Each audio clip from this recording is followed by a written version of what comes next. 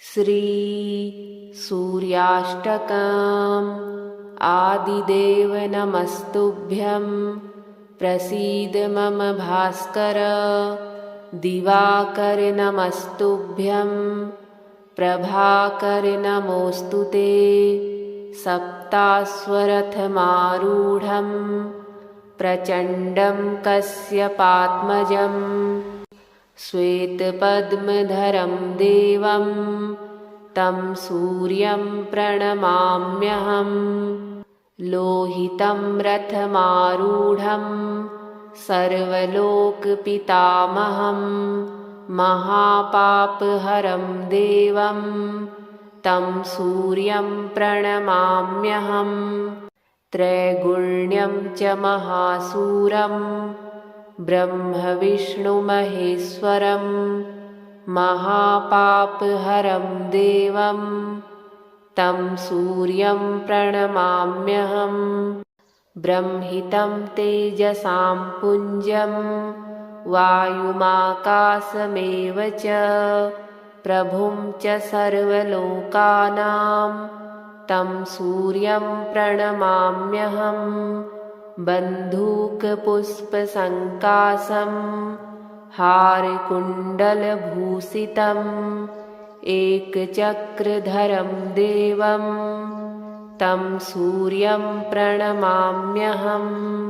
तं सूर्यं जगत्कर्तारं महातेजप्रदीपनं महापापहरं देवं तं सूर्यं प्रणमाम्यहम्।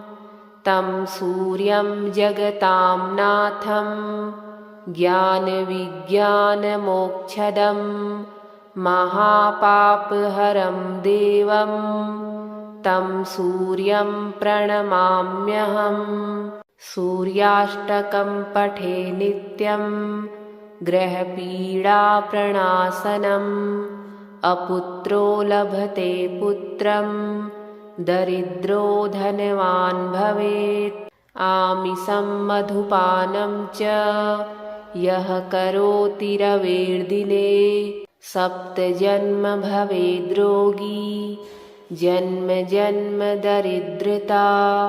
स्त्रीतैलमधुमांसानि ये त्यजन्ति रविर्दिने न व्याधिः शोकदारिद्र्यं सूर्यलोकं स गच्छति। आदिदेव नमस्तुभ्यं प्रसीद मम भास्कर। दिवाकर नमस्तुभ्यं प्रभाकर नमोऽस्तुते। सप्ताश्वरथमारूढं प्रचण्डं कश्यपात्मजम्। श्वेतपद्मधरं देवं तं सूर्यं प्रणमाम्यहम्। लोहितं रथमारूढं सर्वलोकपितामहं। महापापहरं देवं तं सूर्यं प्रणमाम्यहम्। त्रैगुण्यं च महासूरं ब्रह्मविष्णुमहेश्वरं। महापापहरं देवं तं सूर्यं प्रणमाम्यहम्। ब्रह्मितं तेजसां पुञ्जं वायुमाकाशमेव च प्रभुं च सर्वलोकानां तं सूर्यं प्रणमाम्यहम्। बन्धूकपुष्पसङ्काशं हारकुण्डलभूषितम् एकचक्रधरं देवं तं सूर्यं प्रणमाम्यहम्। तं सूर्यं जगत्कर्तारं महातेजप्रदीपनं महापापहरं देवं तं सूर्यं प्रणमाम्यहम्। तं सूर्यं जगतां नाथं ज्ञानविज्ञानमोक्षदं महापापहरं देवं तं सूर्यं प्रणमाम्यहम्। सूर्याष्टकं पठे नित्यं ग्रहपीडाप्रणाशनम् अपुत्रो लभते पुत्रं दरिद्रो धनवान् भवेत् आमिषं मधुपानं च यः करोति रवेर्दिने सप्तजन्म भवेद्रोगी जन्म जन्म दरिद्रता स्त्रीतैलमधुमांसानि ये त्यजन्ति रवेर्दिने न व्याधिः शोकदारिद्र्यं सूर्यलोकं स गच्छति आदिदेव नमस्तुभ्यं प्रसीद मम भास्कर दिवाकर नमस्तुभ्यं प्रभाकर नमोऽस्तु ते सप्ताश्वरथमारूढं प्रचण्डं कश्यपात्मजं श्वेतपद्मधरं देवं तं सूर्यं प्रणमाम्यहम् लोहितं रथमारूढं सर्वलोकपितामहं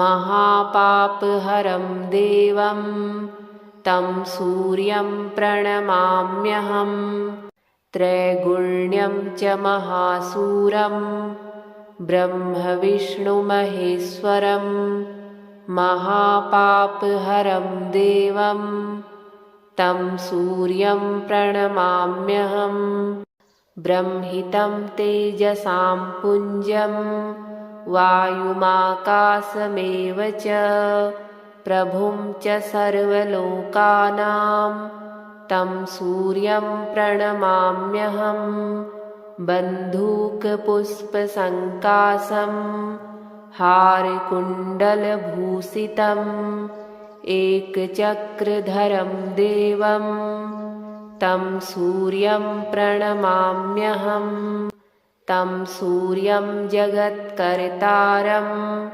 महातेजप्रदीपनं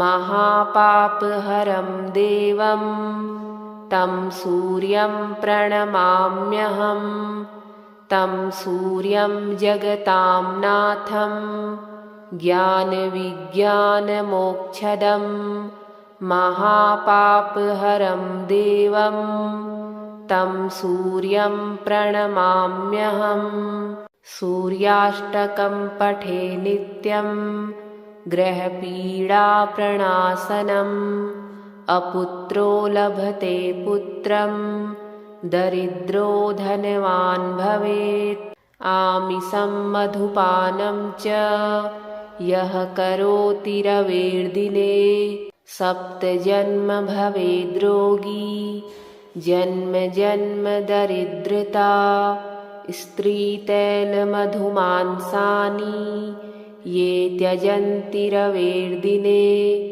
न व्याधिः शोकदारिद्र्यं सूर्यलोकं स गच्छति आदिदेव नमस्तुभ्यं प्रसीद मम भास्कर दिवाकर नमस्तुभ्यं प्रभाकर नमोऽस्तु ते सप्ताश्वरथमारूढं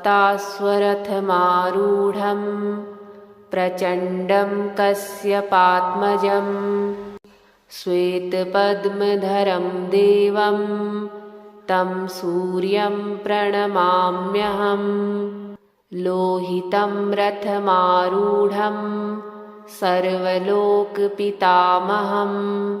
महापापहरं देवं तं सूर्यं प्रणमाम्यहम् त्रैगुण्यं च महासूरं ब्रह्मविष्णुमहेश्वरं महापापहरं देवं तं सूर्यं प्रणमाम्यहम् ब्रह्मितं तेजसां पुञ्जं वायुमाकाशमेव च प्रभुं च सर्वलोकानां तं सूर्यं प्रणमाम्यहम् बन्धूकपुष्पसङ्काशं हारकुण्डलभूषितम् एकचक्रधरं देवं तं सूर्यं प्रणमाम्यहं तं सूर्यं जगत्कर्तारं महातेजप्रदीपनं महापापहरं देवं तं सूर्यं प्रणमाम्यहं तं सूर्यं जगतां नाथं ज्ञानविज्ञानमोक्षदं महापापहरं देवं तं सूर्यं प्रणमाम्यहं सूर्याष्टकं पठे नित्यं ग्रहपीडाप्रणाशनम् अपुत्रो लभते पुत्रं दरिद्रो धनवान् भवेत् आमिषं मधुपानं च यः करोति रवेर्दिने सप्तजन्म भवेद्रोगी जन्म जन्म दरिद्रता स्त्रीतैलमधुमांसानि ये त्यजन्ति रवेर्दिने न व्याधिः शोकदारिद्र्यं सूर्यलोकं स गच्छति आदिदेव नमस्तुभ्यं प्रसीद मम भास्कर दिवाकर नमस्तुभ्यं प्रभाकर नमोऽस्तु ते सप्ताश्वरथमारूढं प्रचण्डं कश्यपात्मजं श्वेतपद्मधरं देवं तं सूर्यं प्रणमाम्यहं लोहितं रथमारूढं सर्वलोकपितामहं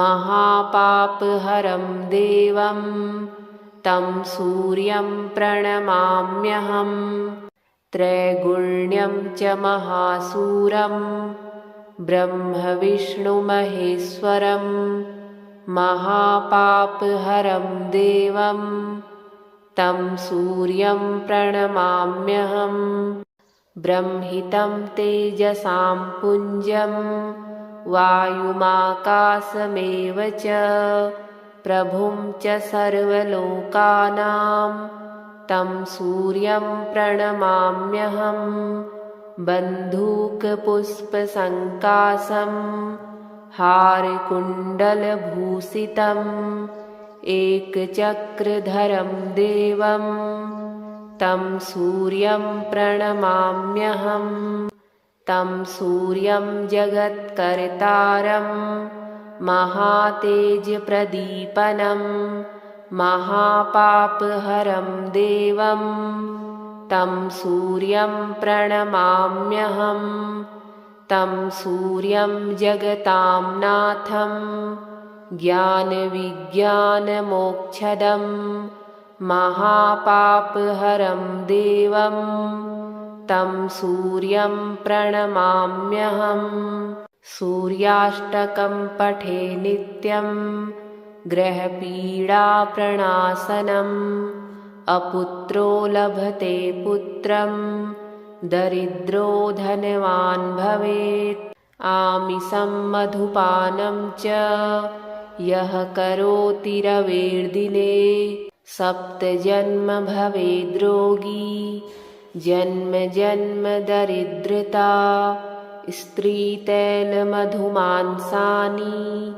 ये त्यजन्ति रवेर्दिने न व्याधिः शोकदारिद्र्यं सूर्यलोकं स गच्छति आदिदेव नमस्तुभ्यं प्रसीद मम भास्कर दिवाकर नमस्तुभ्यं प्रभाकर नमोऽस्तु ते सप्ताश्वरथमारूढं प्रचण्डं कश्यपात्मजं श्वेतपद्मधरं देवं तं सूर्यं प्रणमाम्यहं लोहितं रथमारूढं सर्वलोकपितामहं महापापहरं देवं तं सूर्यं प्रणमाम्यहं त्रैगुण्यं च महासूरं ब्रह्मविष्णुमहेश्वरं महापापहरं देवं तं सूर्यं प्रणमाम्यहं। ब्रह्मितं तेजसां पुञ्जं वायुमाकाशमेव च प्रभुं च सर्वलोकानां तं सूर्यं प्रणमाम्यहं।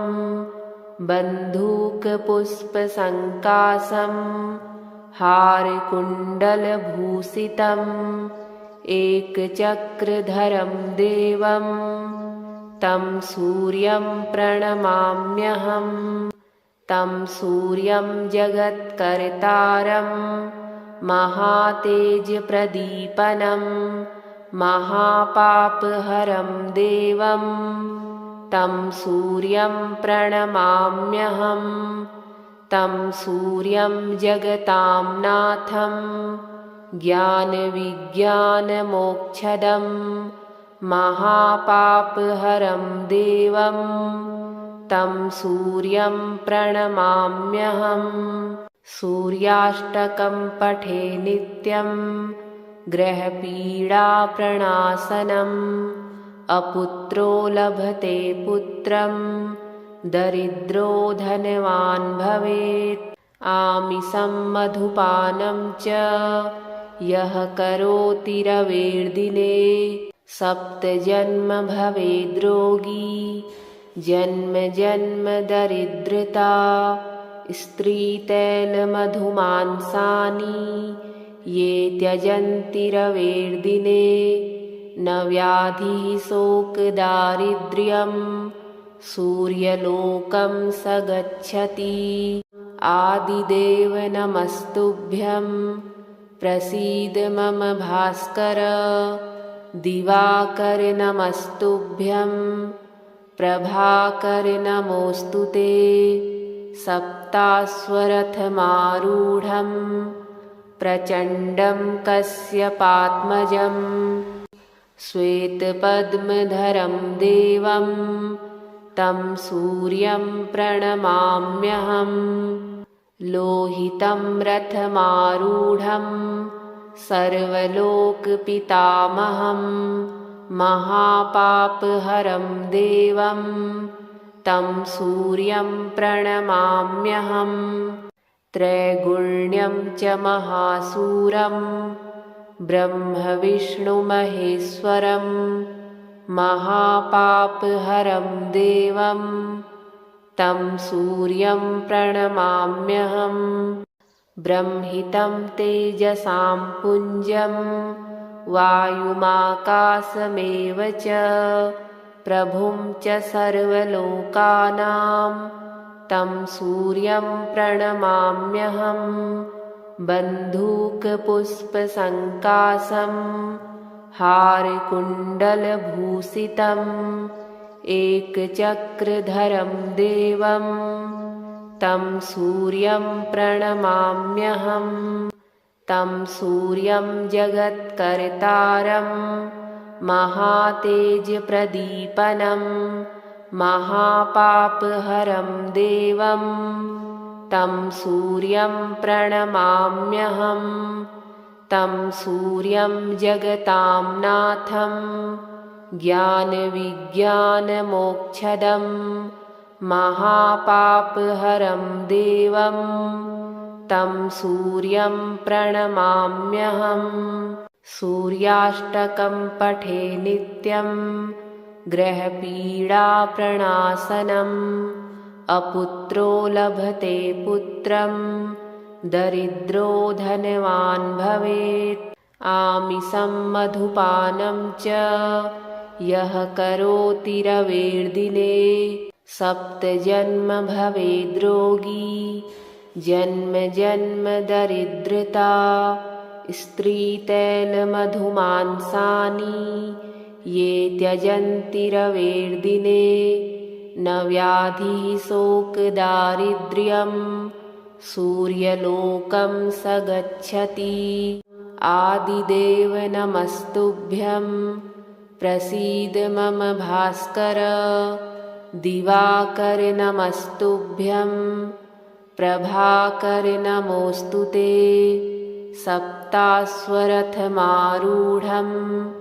प्रचण्डं कश्यपात्मजं श्वेतपद्मधरं देवं तं सूर्यं प्रणमाम्यहम् लोहितं रथमारूढं सर्वलोकपितामहं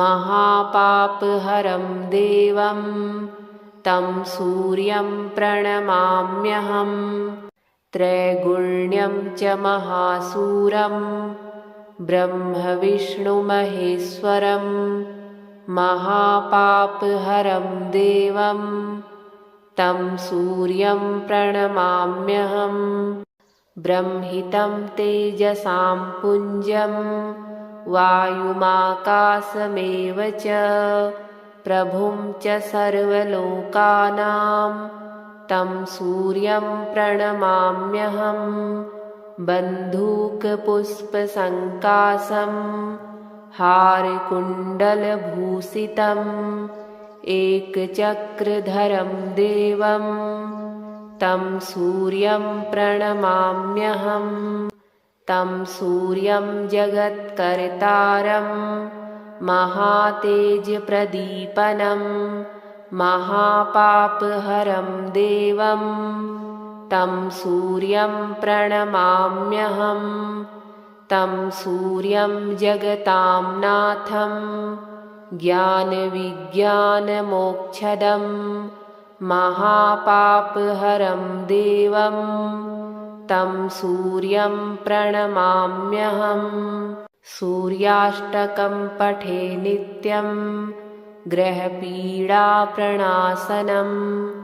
अपुत्रो लभते पुत्रं दरिद्रो धनवान् भवेत् आमिषं मधुपानं च यः करोति रवेर्दिने सप्तजन्म भवेद्रोगी जन्म जन्म दरिद्रता स्त्रीतैलमधुमांसानि ये त्यजन्ति रवेर्दिने न व्याधिः शोकदारिद्र्यं सूर्यलोकं स गच्छति आदिदेव नमस्तुभ्यं प्रसीद मम भास्कर दिवाकर नमस्तुभ्यं प्रभाकर नमोऽस्तु ते सप्ताश्वरथमारूढं प्रचण्डं कश्यपात्मजं श्वेतपद्मधरं देवं तं सूर्यं प्रणमाम्यहम् लोहितं रथमारूढं सर्वलोकपितामहं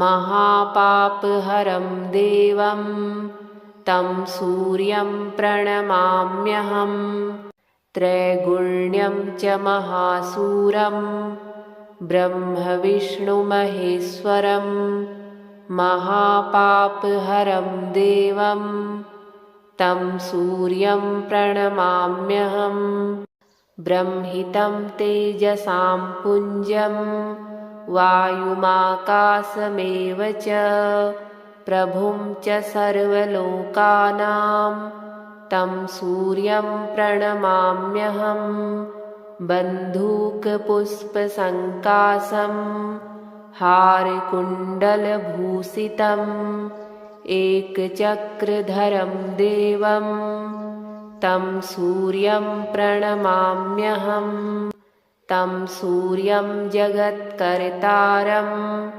महातेजप्रदीपनं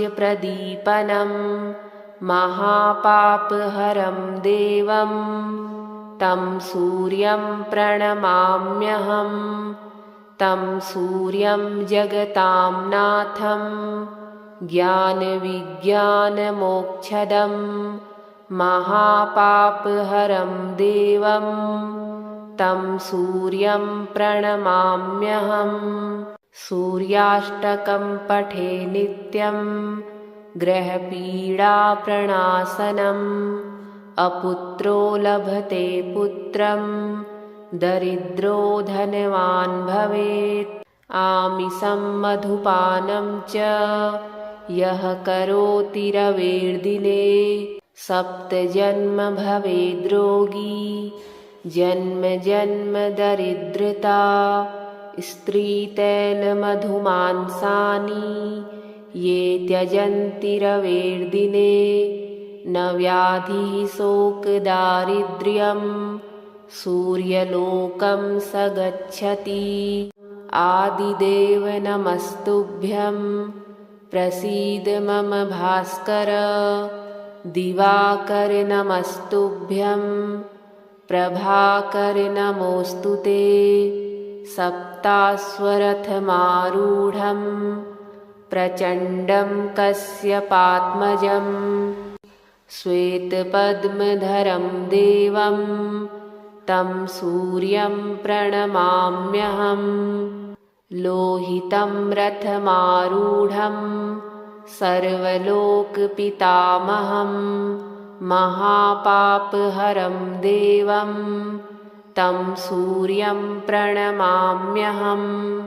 त्रैगुण्यं च महासूरं ब्रह्मविष्णुमहेश्वरं महापापहरं देवं तं सूर्यं प्रणमाम्यहम्।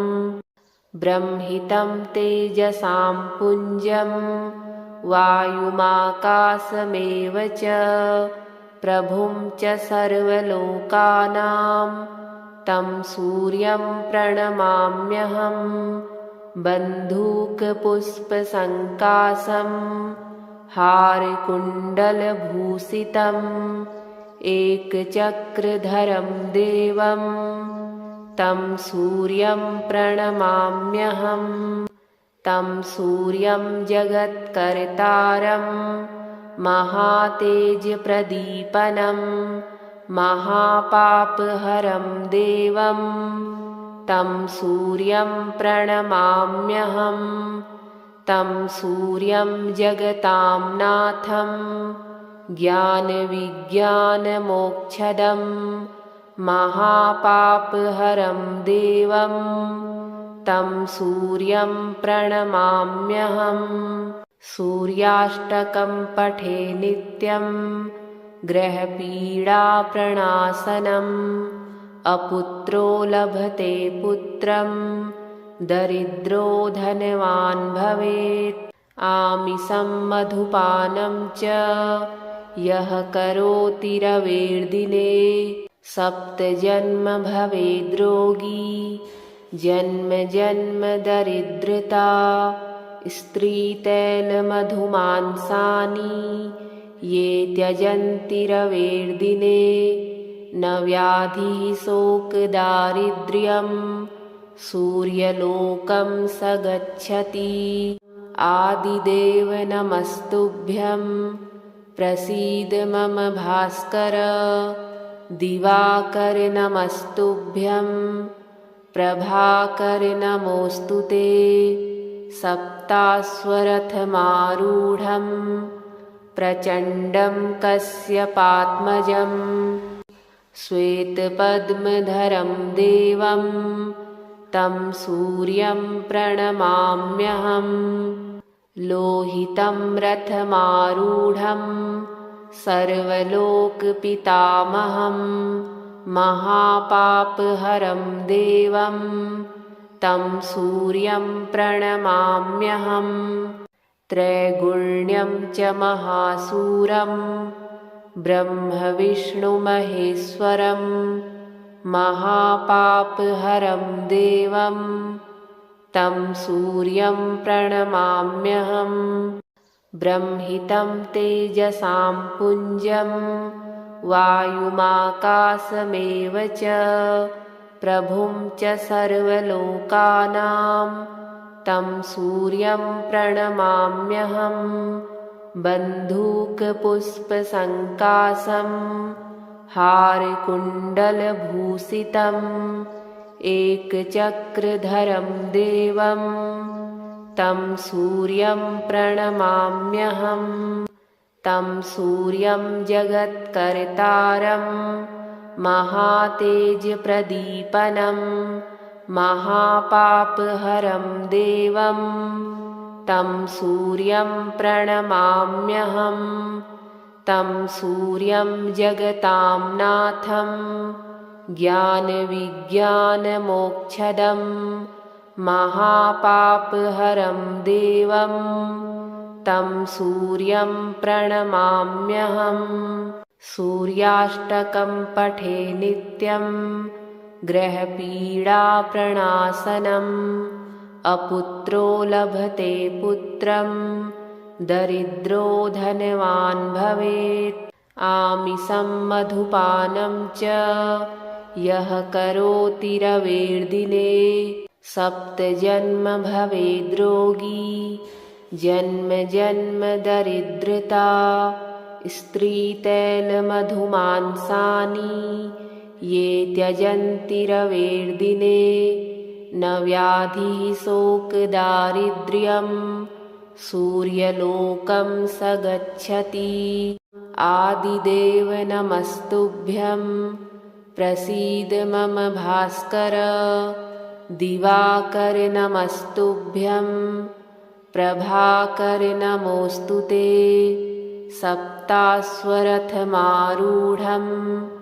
प्रचण्डं कश्यपात्मजं श्वेतपद्मधरं देवं तं सूर्यं प्रणमाम्यहं लोहितं रथमारूढं सर्वलोकपितामहं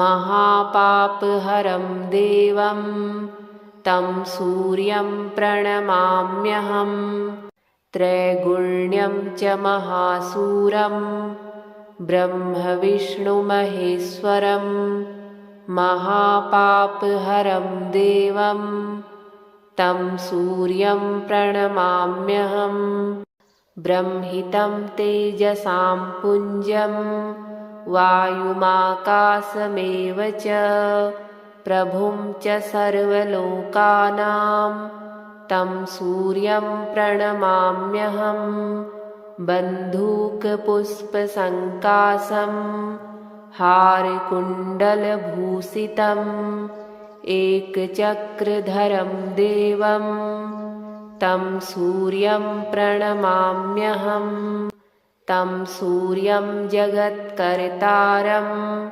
महातेजप्रदीपनं महापापहरं देवं तं सूर्यं प्रणमाम्यहं तं सूर्यं जगतां नाथं ज्ञानविज्ञानमोक्षदं महापापहरं देवं तं सूर्यं प्रणमाम्यहम् सूर्याष्टकं पठे नित्यं ग्रहपीडाप्रणाशनम् अपुत्रो लभते पुत्रं दरिद्रो धनवान् भवेत् आमिषं मधुपानं च यः करोति रवेर्दिने सप्तजन्म भवेद्रोगी जन्म जन्म दरिद्रता स्त्रीतैलमधुमांसानि ये त्यजन्ति रवेर्दिने न व्याधिः शोकदारिद्र्यं सूर्यलोकं स गच्छति आदिदेव नमस्तुभ्यं प्रसीद मम भास्कर दिवाकर नमस्तुभ्यं प्रभाकर नमोऽस्तु ते सप्ताश्वरथमारूढं प्रचण्डं कश्यपात्मजं श्वेतपद्मधरं देवं तं सूर्यं प्रणमाम्यहं लोहितं रथमारूढं सर्वलोकपितामहं महापापहरं देवं तं सूर्यं प्रणमाम्यहं त्रैगुण्यं च महासूरं ब्रह्मविष्णुमहेश्वरं महापापहरं देवं तं सूर्यं प्रणमाम्यहम् ब्रह्मितं तेजसां पुञ्जं वायुमाकाशमेव च प्रभुं च सर्वलोकानां तं सूर्यं प्रणमाम्यहम् बन्धूकपुष्पसङ्काशं हारकुण्डलभूषितम् एकचक्रधरं देवं तं सूर्यं प्रणमाम्यहम् तं सूर्यं जगत्कर्तारं महातेजप्रदीपनं महापापहरं देवं तं सूर्यं प्रणमाम्यहम् तं सूर्यं जगतां नाथं ज्ञानविज्ञानमोक्षदं महापापहरं देवं तं सूर्यं प्रणमाम्यहम् सूर्याष्टकं पठे नित्यं ग्रहपीडाप्रणाशनम् अपुत्रो लभते पुत्रं दरिद्रो धनवान् भवेत् आमिषं मधुपानं च यः करोति रवेर्दिने सप्तजन्म भवेद्रोगी जन्म जन्म दरिद्रता स्त्रीतैलमधुमांसानि ये त्यजन्ति रवेर्दिने न व्याधिः शोकदारिद्र्यं सूर्यलोकं स गच्छति आदिदेव नमस्तुभ्यं प्रसीद मम भास्कर दिवाकर नमस्तुभ्यं प्रभाकर नमोऽस्तु ते सप्ताश्वरथमारूढं प्रचण्डं कश्यपात्मजं श्वेतपद्मधरं देवं तं सूर्यं प्रणमाम्यहम् लोहितं रथमारूढं सर्वलोकपितामहं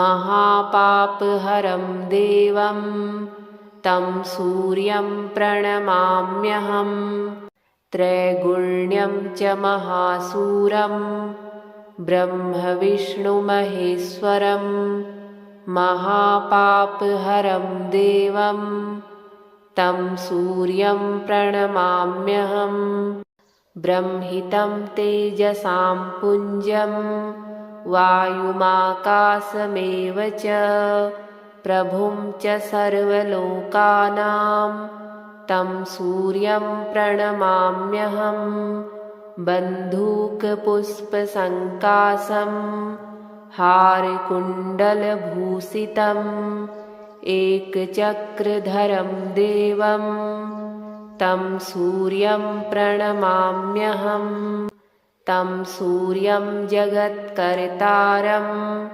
महातेजप्रदीपनं महापापहरं देवं तं सूर्यं प्रणमाम्यहम् तं सूर्यं जगतां नाथं ज्ञानविज्ञानमोक्षदं महापापहरं देवं तं सूर्यं प्रणमाम्यहम् सूर्याष्टकं पठे नित्यं ग्रहपीडाप्रणाशनम् अपुत्रो लभते पुत्रं दरिद्रो धनवान् भवेत् आमिषं मधुपानं च यः करोति रवेर्दिने सप्तजन्म भवेद्रोगी जन्म जन्म दरिद्रता स्त्रीतैलमधुमांसानि ये त्यजन्ति रवेर्दिने न व्याधिः शोकदारिद्र्यं सूर्यलोकं स गच्छति आदिदेव नमस्तुभ्यं प्रसीद मम भास्कर दिवाकर नमस्तुभ्यं प्रभाकर नमोऽस्तु ते सप्ताश्वरथमारूढं प्रचण्डं कश्यपात्मजं श्वेतपद्मधरं देवं तं सूर्यं प्रणमाम्यहम् लोहितं रथमारूढं सर्वलोकपितामहं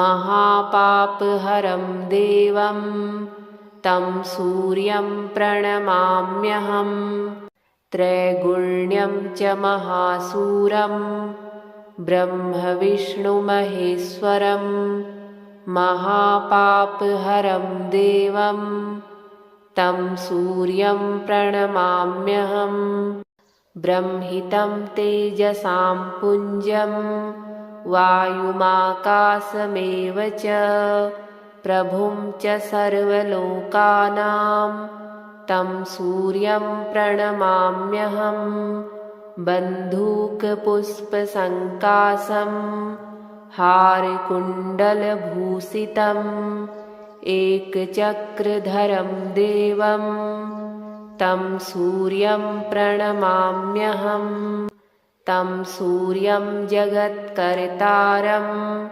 महातेजप्रदीपनं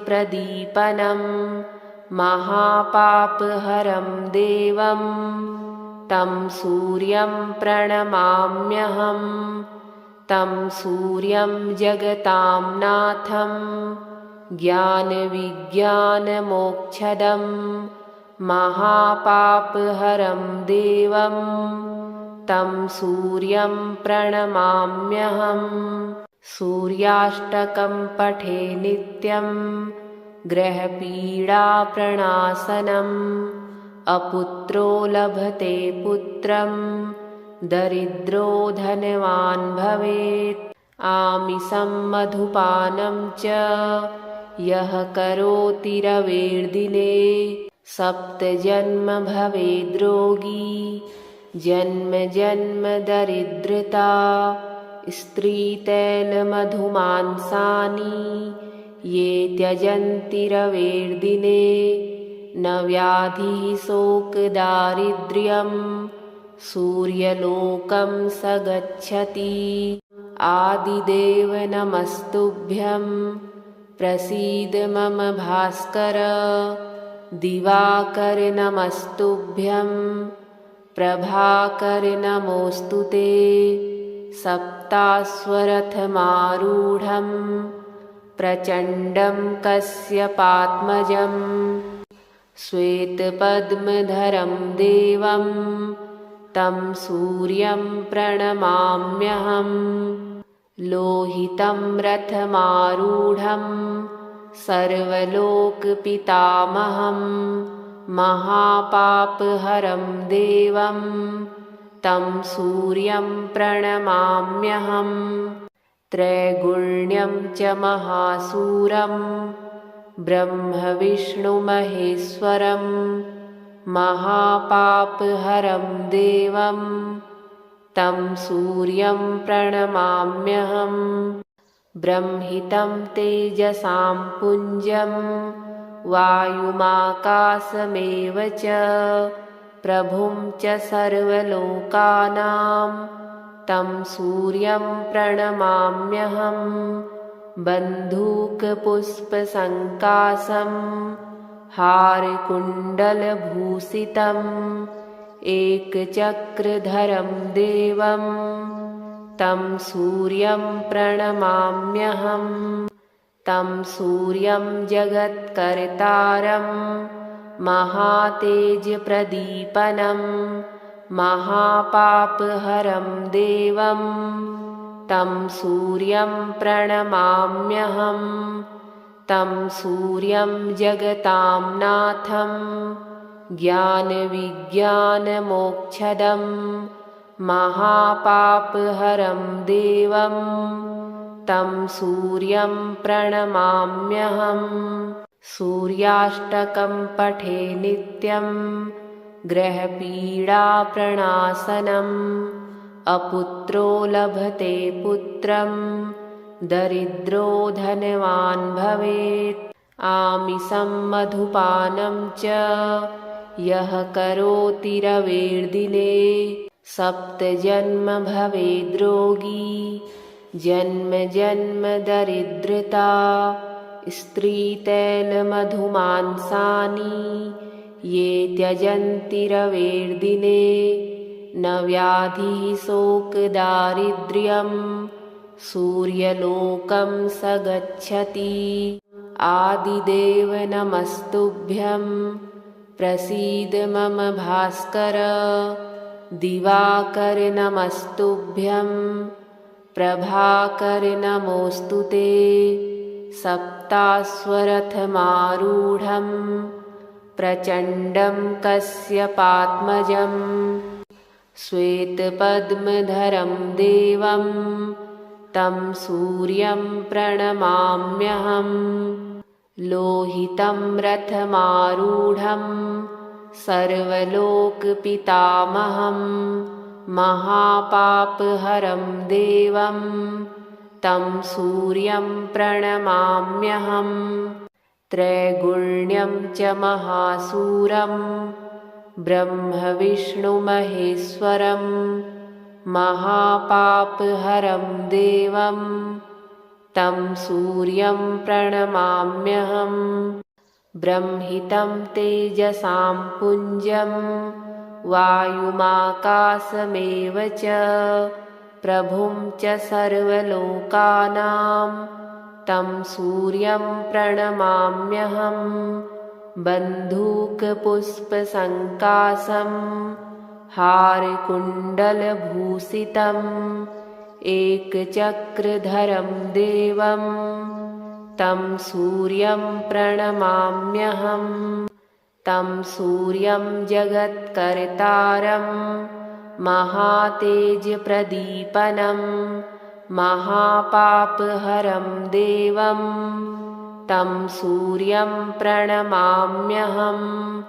तं सूर्यं जगतां नाथं ज्ञानविज्ञानमोक्षदं महापापहरं देवं तं सूर्यं प्रणमाम्यहम्। सूर्याष्टकं पठे नित्यं ग्रहपीडाप्रणाशनम् अपुत्रो लभते पुत्रं दरिद्रो धनवान् भवेत्।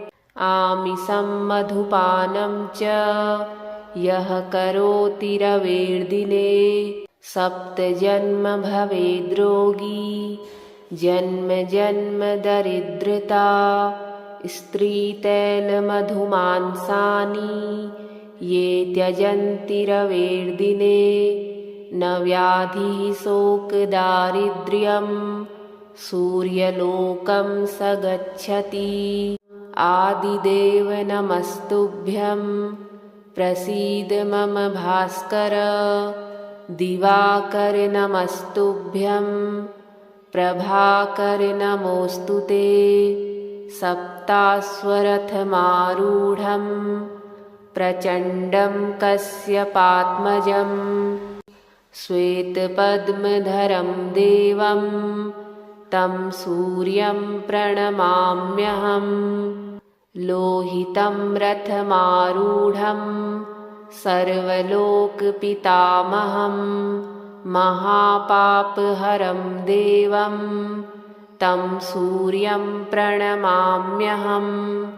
त्रैगुण्यं च महासूरं ब्रह्मविष्णुमहेश्वरं महापापहरं देवं तं सूर्यं प्रणमाम्यहम्। ब्रह्मितं तेजसां पुञ्जं वायुमाकाशमेव च प्रभुं च सर्वलोकानां तं सूर्यं प्रणमाम्यहम्। बन्धूकपुष्पसङ्काशं हारकुण्डलभूषितम् एकचक्रधरं देवं तं सूर्यं प्रणमाम्यहम्। तं सूर्यं जगत्कर्तारं महातेजप्रदीपनं महापापहरं देवं तं सूर्यं प्रणमाम्यहं तं सूर्यं जगतां नाथं ज्ञानविज्ञानमोक्षदं महापापहरं देवं तं सूर्यं प्रणमाम्यहम् सूर्याष्टकं पठे नित्यं ग्रहपीडाप्रणाशनम्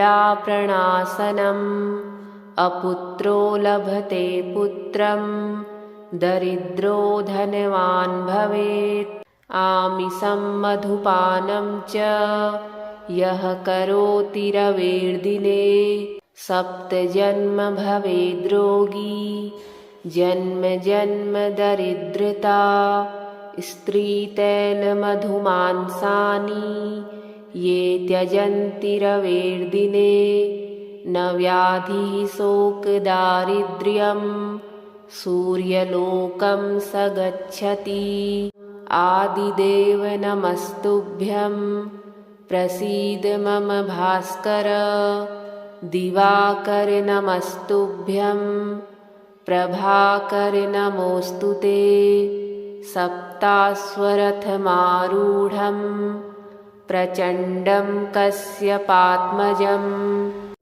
श्वेतपद्मधरं देवं तं सूर्यं प्रणमाम्यहं लोहितं रथमारूढं सर्वलोकपितामहं महापापहरं देवं तं सूर्यं प्रणमाम्यहं त्रैगुण्यं च महासूरं ब्रह्मविष्णुमहेश्वरं महापापहरं देवं तं सूर्यं प्रणमाम्यहं ब्रह्मितं तेजसां पुञ्जं वायुमाकाशमेव च प्रभुं च सर्वलोकानां तं सूर्यं प्रणमाम्यहं बन्धूकपुष्पसङ्काशं हारकुण्डलभूषितम् एकचक्रधरं देवं तं सूर्यं प्रणमाम्यहं तं सूर्यं जगत्कर्तारं महातेजप्रदीपनं महापापहरं देवं तं सूर्यं प्रणमाम्यहं तं सूर्यं जगतां नाथं ज्ञानविज्ञानमोक्षदं महापापहरं देवं तं सूर्यं प्रणमाम्यहम् सूर्याष्टकं पठे नित्यं ग्रहपीडाप्रणाशनम्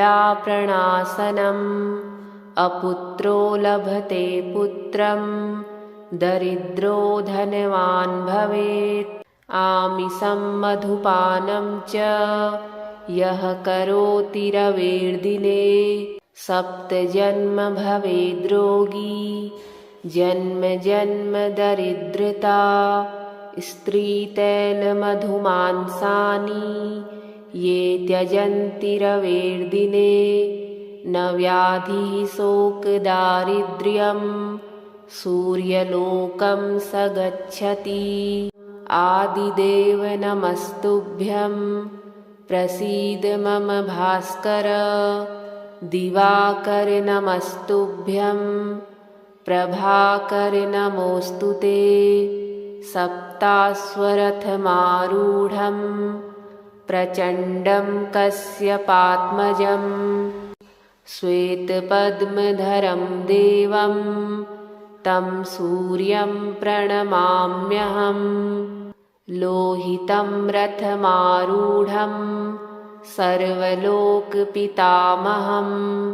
महापापहरं देवं तं सूर्यं प्रणमाम्यहं त्रैगुण्यं च महासूरं ब्रह्मविष्णुमहेश्वरं महापापहरं देवं तं सूर्यं प्रणमाम्यहं ब्रह्मितं तेजसां पुञ्जं वायुमाकाशमेव च प्रभुं च सर्वलोकानां तं सूर्यं प्रणमाम्यहं बन्धूकपुष्पसङ्काशं हारकुण्डलभूषितम् एकचक्रधरं देवं तं सूर्यं प्रणमाम्यहं तं सूर्यं जगत्कर्तारं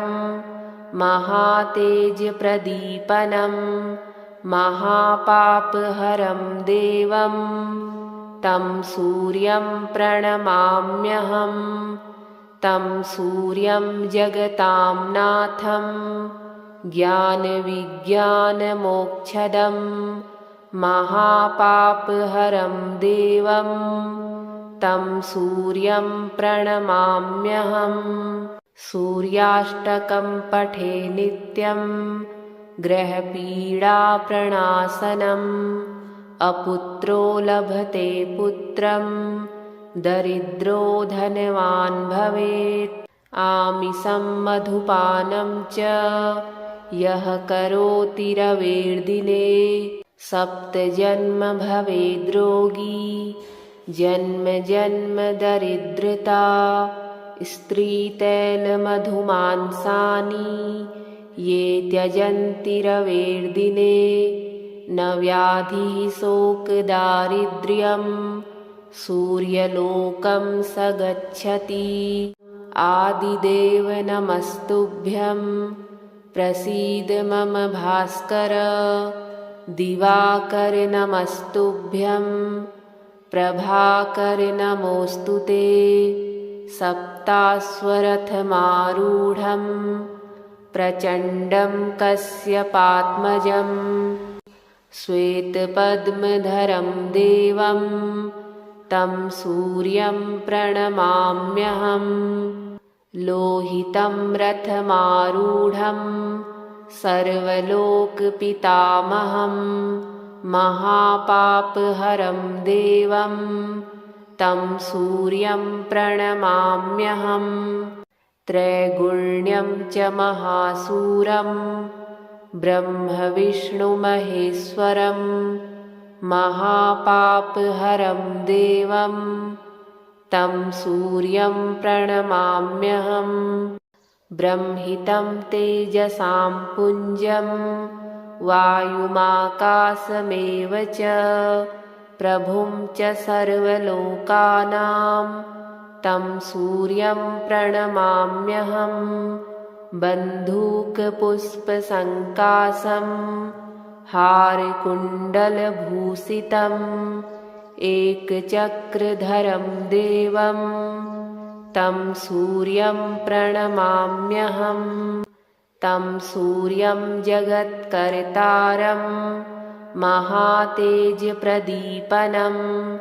महापापहरं देवं तं सूर्यं प्रणमाम्यहं तं सूर्यं जगतां नाथं ज्ञानविज्ञानमोक्षदं महापापहरं देवं तं सूर्यं प्रणमाम्यहं सूर्याष्टकं पठे नित्यं ग्रहपीडाप्रणाशनम् अपुत्रो लभते पुत्रं दरिद्रो धनवान् भवेत् आमिषं मधुपानं च यः करोति रवेर्दिने सप्तजन्म भवेद्रोगी जन्म जन्म दरिद्रता स्त्रीतैलमधुमांसानि ये त्यजन्ति रवेर्दिने